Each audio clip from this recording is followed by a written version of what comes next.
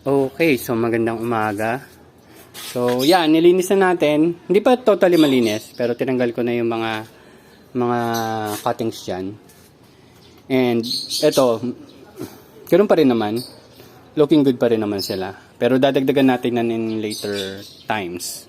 And also, 'di ba nagtanggal na ako dito nung mga bottled water. So, may ipapalit tayo diyan.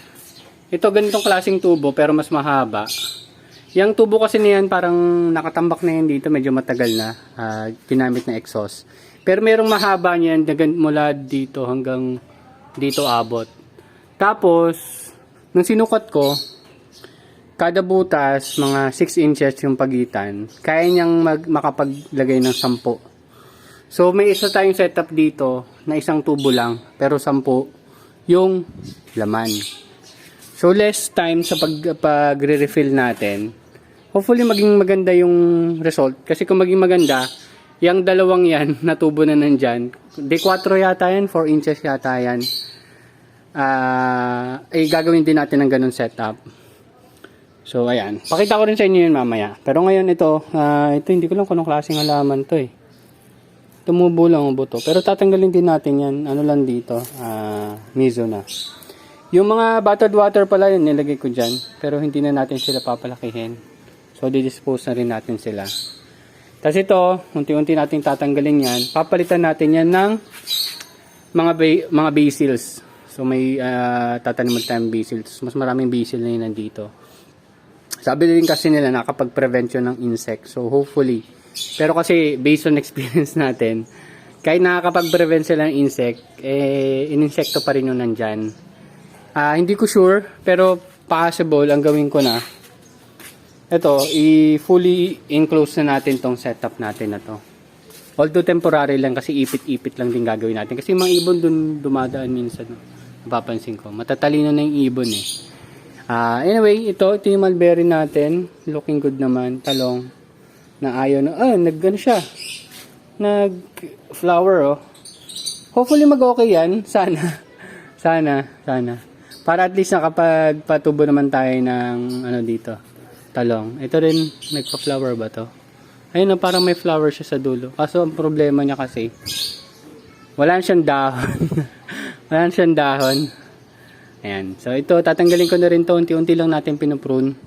Pero baka ito lang i-stay natin. Yung iba, tanggalin na natin. Ito, since namulaklak siya, dyan lang muna siya. So tingnan natin iba. Okay, so nandito tayo sa ating scamander. Ayan no, diba? Halata na no. Ngayon halata na sa video yung pagiging colored lettuce niya.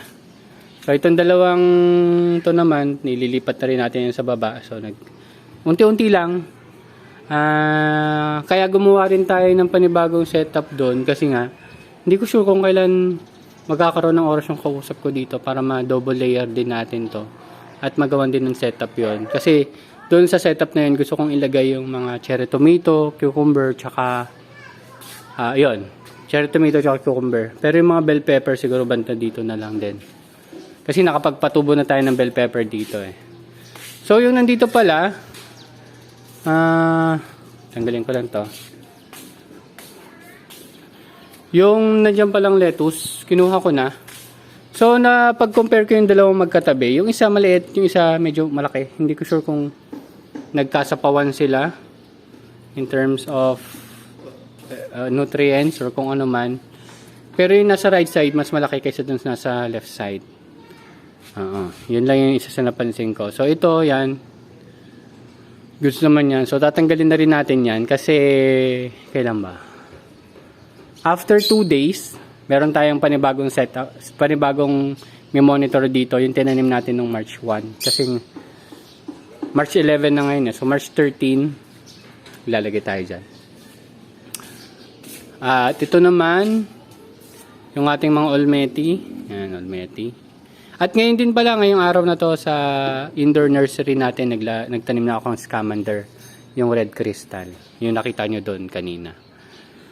So, after 12 days, transplant ulit. So, kaya naglilinis-linis ako kasi gusto kong makita kung aabot ba yung, parang ang cycle natin 6 weeks. Yan. Hopefully mga 6 weeks cycle. Tapos transfer. So, yun.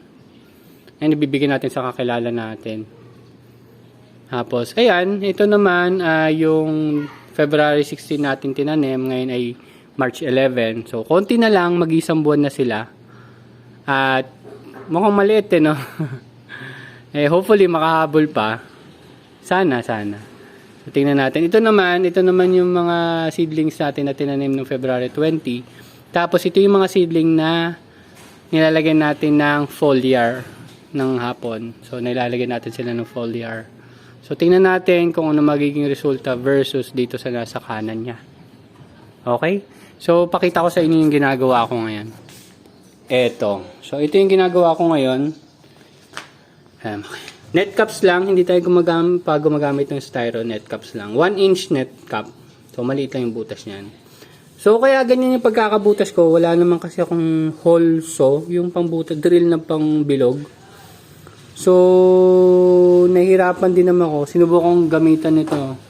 Ano ba yan? Soldering iron ba yan? Ang tagal. Sobrang hirap din. Ito yung part na yon. So, ang ginawa ko, yung pabilog na yan, ginawan ko na lang ng parang ano ba to? Hexagon. Tapos, nagaring bakal na lang ginamit ko. So, parang pa-star. Yan o, pa-star yung tabas niya. Yun lang yung naisip ko eh.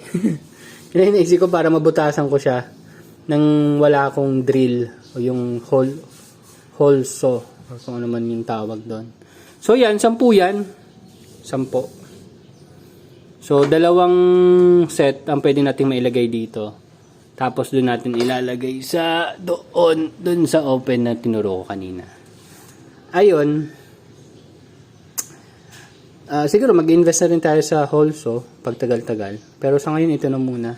Tsaga-tsaga exercise na rin. Medyo nakakapagod din yan. Pero tatapusin natin yan. 10 butas yan. Ang pagitan yan 6 inches. 6 inches.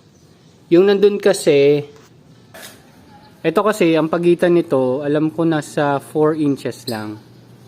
Kung hindi ako nagkakamali Sana hindi ako nagkakamali. Pero anyway, ganun. 6 inches yung ginawa kong pagitan ng butas sa butas doon. So, hopefully, magkaroon silang ng mas space at mas gumanda yung air circulation at mas gumanda yung tubo nila. Yun lang naman yung naiisip ko doon. Yun lang. Update ko na lang kayo sa susunod. Tapusin ko lang din yun. Bye-bye!